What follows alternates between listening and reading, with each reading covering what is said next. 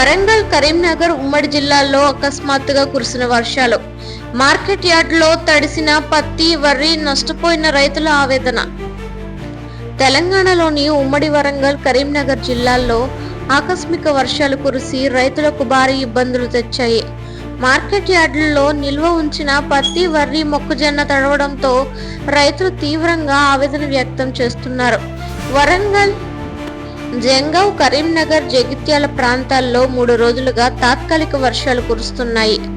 ముఖ్యంగా రాత్రి వేళల్లో కురిసిన వర్షం కారణంగా మార్కెట్ యార్డుల్లో నిల్వ ఉన్న పత్తి మరియు వరి తడిసిపోయాయి. ముఖ్యంగా హుస్నాబాద్, వేములవాడ, భూపాలపల్లి, హనుమకొండ మార్కెట్లలో రైతులు తెచ్చిన పంటలు వర్షం కారణంగా తడిచిపోయే ప్రమాదంలో ఉన్నాయి. పత్తి పంటలు తడవడంతో అది త్వరగా బూజు పడే ప్రమాదం ఉంది. రైతులు చెబుతున్నారు, మేము 6 నెలల కష్టంతో పండించిన పత్తిని అమ్మడానికి తెచ్చాము. వర్షం పడడంతో మొత్తం తడిసిపోయింది. ఇప్పుడు దానికి సరైన ధర రావడం కష్టమవుతుందని ఆవేదన వ్యక్తం చేశారు. మొక్కజొన్న, వరి కూడా తడవడంతో రైతులు తమ పంటను ఆరబెట్టడానికి మార్కెట్ యార్డుల్లో తగిన సదుపాయాలు లేక బయట రోడ్డుపైనే విస్తరించి ఆరబెట్టి ప్రయత్నం చేస్తున్నారు. రైతులు చెబుతున్నారు, మార్కెట్ యార్డ్లలో షెడ్డు లేకపోవడం పెద్ద సమస్యగా మారింది. వర్షం పడిన వెంటనే పంట తడుస్తుంది. అధికారులు సకాలంలో చర్యలు తీసుకోవాలని అన్నారు. కొన్ని చోట్ల రైతులు పత్తి గుంపులను ప్లాస్టిక్ షీట్లతో కప్పి వర్షం నుండి రక్షించుకునే ప్రయత్నం చేస్తున్నారు. కానీ గాలులు ఎక్కువగా ఉండడంతో అవి కూడా పనికిరావడం లేదు. వరంగల్లోని పలు రైతులు మాట్లాడుతూ, మాకు పంట నష్టపరిహారం కావాలి. మార్కెట్ యార్డుల్లో కనీస వసతులు లేకుండా మమ్మల్ని వదిలేశారు. ఇలా కొనసాగితే మాకు నష్టమే మిగులుతుందని అన్నారు. అలాగే కరీంనగర్ జిల్లాలోని రైతులు కూడా స్థానిక అధికారులను కలిసి వర్షం వల్ల తడిసిన పంటకు తగిన సాయం అందించాలని కోరారు. రైతుల ఫిర్యాదులపై మార్కెట్ కమిటీ అధికారులు వర్షం ప్రభావిత ప్రాంతాలను సందర్శించారు. కొన్ని చోట్ల పత్తి గుంపులను కప్పివేయడానికి టార్పాలిన్ షీట్లు పంపారు. మార్కెట్ కమిటీ చైర్మన్ తెలిపారు, వర్షం కారణంగా తడిసిన పంటకు మేము సాయం అందిస్తాం. రైతులు భయపడవద్దు, నష్టాన్ని అంచనా వేసి ప్రభుత్వానికి నివేదిక పంపిస్తామని చెప్పారు. వాతావరణ శాఖ అంచనా ప్రకారం ఉమ్మడి వరంగల్, కరీంనగర్ జిల్లాల్లో ఇంకా 2 రోజుల పాటు తేలికపాటి వర్షాలు పడే అవకాశం ఉంది. రైతులు తమ పంటలను సురక్షిత ప్రదేశాలకు మార్చుకోవాలని సూచించారు. స్థానిక వ్యవసాయ అధికారులు చెబుతున్నారు, వరంగల్ జిల్లాలో సుమారు 7,000 ఎకరాల్లో పత్తి తడిసింది. కరీంనగర్ జిల్లాలో 5,000 ఎకరాల్లో వరి, మొక్కజొన్న నష్టపోయినట్లు అంచనా. పూర్తి వివరాలు మరో 2 రోజుల్లో అందుతాయని తెలిపారు. రాష్ట్ర వ్యవసాయ శాఖ మంత్రి పుట్ట మధు తెలిపారు, వర్షాల ప్రభావం ఎక్కువగా ఉన్న మండలాల్లో తక్షణ నష్టపరిహారం చర్యలు తీసుకుంటాం. రైతులకు ఎలాంటి నష్టం కలగకుండా చూస్తామని అన్నారు. ముఖ్యమంత్రి రేవంత్ రెడ్డి కూడా అధికారులతో టెలికాన్ఫరెన్స్ నిర్వహించి రైతుల పంటలను కాపాడడానికి తక్షణ చర్యలు తీసుకోవాలని ఆదేశించారు. మార్కెట్ యార్డ్లలో వర్షం తాకిడితో తడిసిన పత్తి గుంపులు, బయట రోడ్లపైనే పంట ఆరబెట్టే రైతులు, చింతతో కూర్చున్న వృద్ధ రైతులు, ఈ దృశ్యాలు స్థానికంగా మనసును కలిచివేశాయి. ఉమ్మడి వరంగల్, కరీంనగర్ జిల్లాల్లో ఆకస్మిక వర్షాలు రైతుల జీవితాల్లో మరోసారి కష్టాలను తెచ్చాయి. పంటను చెమటోడ్చి పండించిన రైతులు ఇప్పుడు వర్షంతో మళ్లీ ఆందోళనలో ఉన్నారు. ప్రభుత్వం తక్షణ చర్యలు తీసుకుంటే రైతుల నష్టాన్ని తగ్గించవచ్చని నిపుణులు చెబుతున్నారు.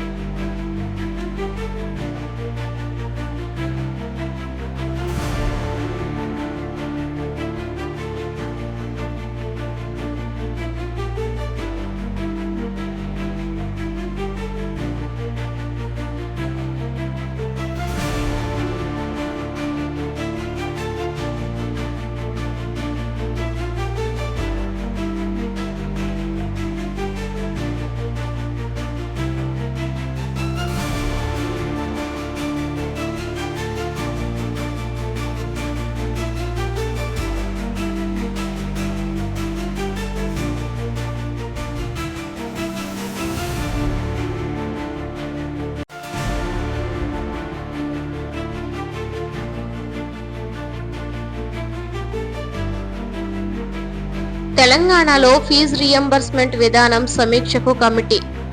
ప్రత్యేక ట్రస్ట్ ద్వారా చెల్లింపులపై నివేదిక ఇవ్వాలని ఆదేశం. తెలంగాణ ప్రభుత్వానికి చెందిన ఫీజు రియంబర్స్మెంట్ పథకం మరోసారి చర్చకు వచ్చింది.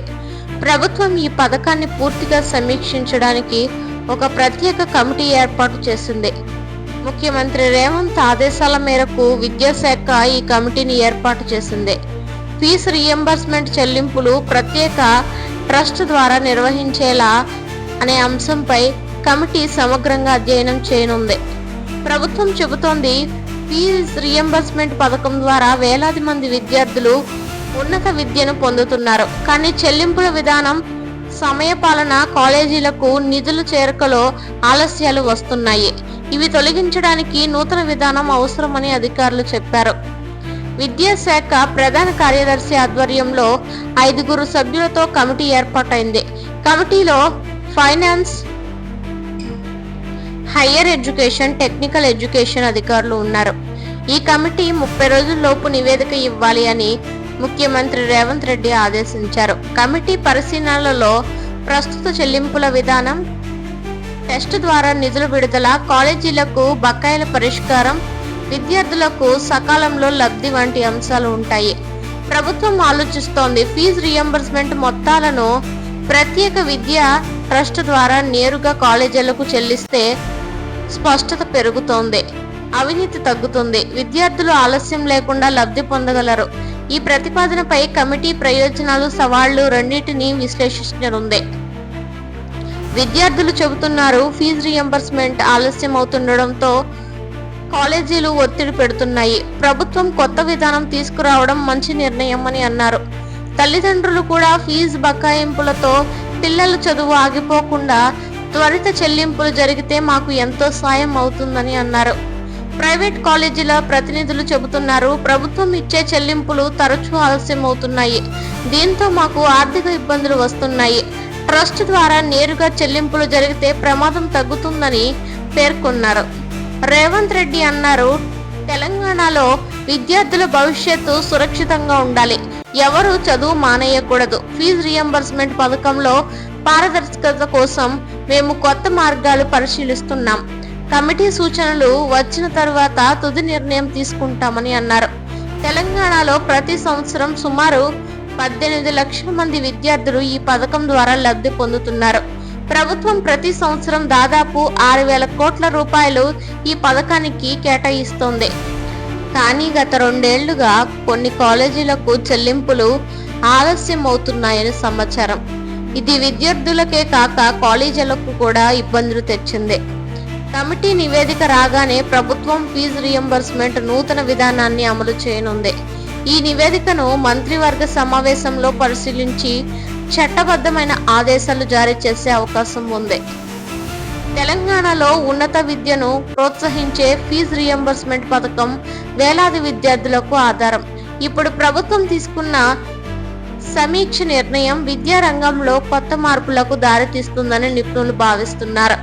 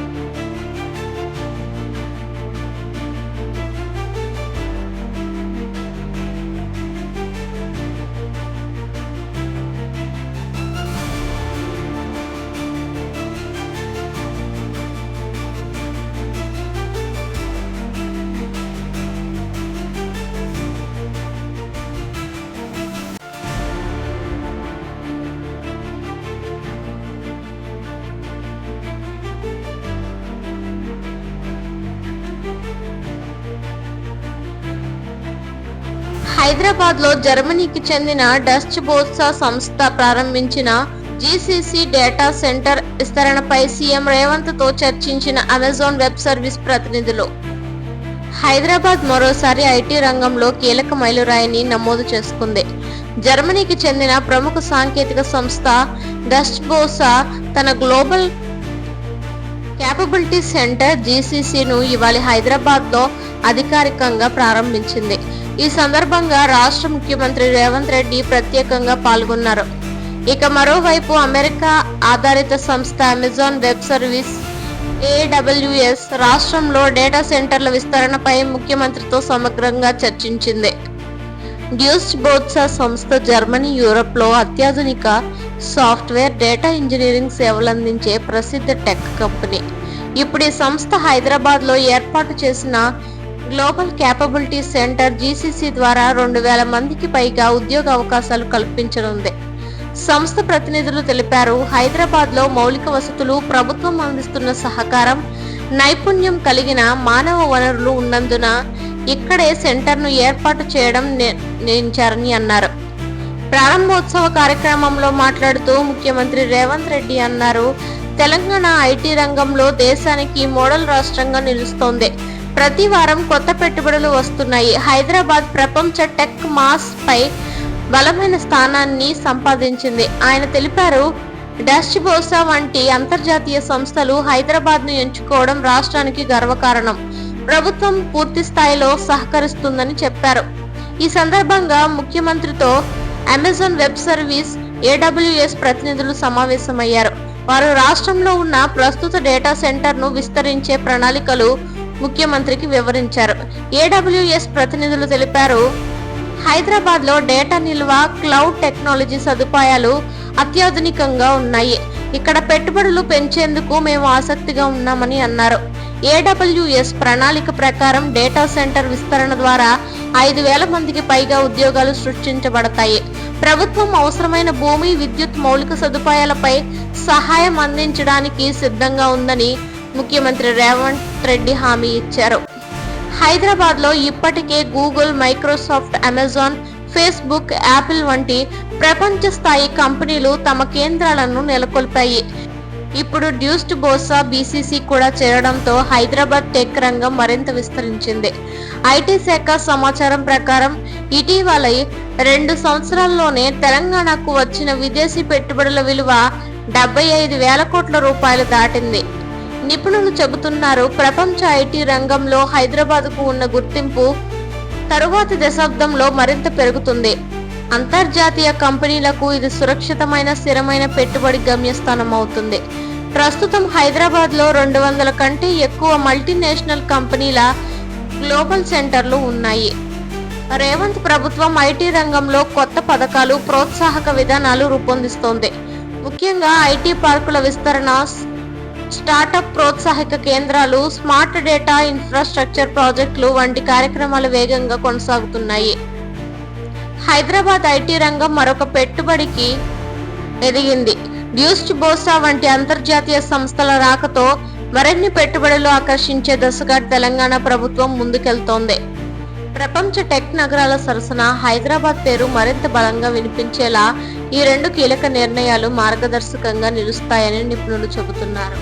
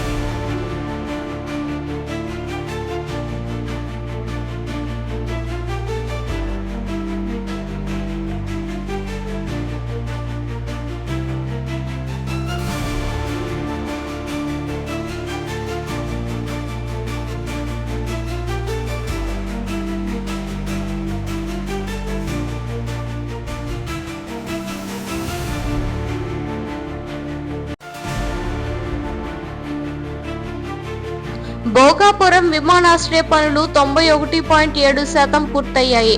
జనవరి మొదటి వారంలో టెస్ట్ ఫ్లైట్ ఎగురుతుందని మంత్రి రామ్మోహన్ నాయుడు ప్రకటించారు. ఆంధ్రప్రదేశ్ రాష్ట్రంలో మరో కీలక ప్రాజెక్టు పూర్తికి చేరుకుంది. భోగాపురం అంతర్జాతీయ విమానాశ్రయం పనులు వేగంగా కొనసాగుతున్నాయి.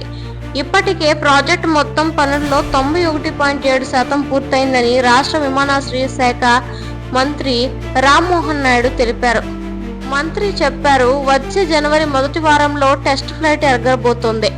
దీనితో భోగాపురం విమానాశ్రయం ఆపరేషనల్ దశకు చేరుకుంటుంది.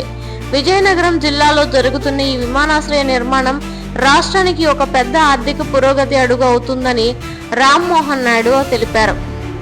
ఇంజనీరింగ్ విభాగం సమాచారం ప్రకారం runway, control tower, terminal block, security systems, road connectivity వంటి అన్ని ప్రధాన నిర్మాణాలు దాదాపు పూర్తయ్యాయి. మిగిలిన భాగంలో విమానాశ్రయం అంతర్గత అలంకరణ, సాంకేతిక పరీక్షలు, ఎలక్ట్రికల్ మరియు ఫైర్ సేఫ్టీ సిస్టమ్స్ ఏర్పాటు పనులు జరుగుతున్నాయి. మంత్రి మాట్లాడుతూ, భోగాపురం ప్రాజెక్టును సమయానికి పూర్తి చేయడం ప్రభుత్వం అత్యంత ప్రాధాన్యంగా తీసుకుంది. ముఖ్యమంత్రి చంద్రబాబు ఈ ప్రాజెక్టుపై ప్రత్యేక దృష్టి సాధించారు. రాష్ట్ర అభివృద్ధి, ఉత్తర ఆంధ్రలో పెట్టుబడులు ఆకర్షించడానికి ఈ విమానాశ్రయం ప్రముఖ పాత్ర పోషిస్తుంది అని అన్నారు. భోగాపురం విమానాశ్రయం ప్రారంభమైతే విజయనగరం, విశాఖపట్నం, శ్రీకాకుళం జిల్లాలకు నేరుగా అంతర్జాతీయ కనెక్టివిటీ లభిస్తుంది. పర్యాటకం, పరిశ్రమల, వ్యాపార, ఐటీ రంగాల్లో పెద్ద ఎత్తున అభివృద్ధి ఆశించవచ్చని అధికారులు చెబుతున్నారు. రాష్ట్ర ప్రభుత్వం నెలలో కనీసం 2 సార్లు పనుల పురోగతిని సమీక్షిస్తుంది. ప్రత్యేక అధికారులను నియమించి ప్రతి విభాగం పనులు పర్యవేక్షిస్తుంది. రామ్మోహన్ నాయుడు తెలిపారు, మేము కేంద్ర ప్రభుత్వంతో కూడా సమన్వయం చేస్తూ అవసరమైన అన్ని అనుమతులు పొందుతున్నాం. భోగాపురం విమానాశ్రయం రాష్ట్రం గర్వంగా నిలుస్తుంది. విజయనగరం, విశాఖ, శ్రీకాకుళం జిల్లాల ప్రజలు ఈ ప్రాజెక్టును స్వాగతిస్తున్నారు. వారు చెబుతున్నారు, విమానాశ్రయం వల్ల మా ప్రాంతం అభివృద్ధి దిశగా అడుగు వేస్తోంది. ఉద్యోగాలు పెరుగుతాయి, వ్యాపారం లభిస్తుందని అన్నారు. విమానాశ్రయం ప్రారంభం తరువాత వాణిజ్య సరుకు రవాణా, కార్గో టెర్మినల్ సదుపాయాలు, మెయింటెనెన్స్, రిపేర్, హ్యాంగర్లు, ఎంఆర్ఓ మరియు అంతర్జాతీయ ఎయిర్లైన్ సేవలు క్రమంగా ప్రారంభించినట్లు అధికారులు తెలిపారు. భోగాపురం విమానాశ్రయం ప్రారంభం ఆంధ్రప్రదేశ్ అభివృద్ధి చరిత్రలో ఒక కొత్త అధ్యాయానికి నాంది కానుంది. ఉత్తరాంధ్ర ప్రాంతం అంతర్జాతీయ కనెక్టివిటీ పొందడం, పెట్టుబడులకు పెరగడం, ప్రజలకు ప్రయాణ సౌకర్యాలు అందుబాటులోకి రావడం, ఇవన్నీ ఈ ప్రాజెక్టు వల్లే సాధ్యమవుతాయని నిపుణులు చెబుతున్నారు.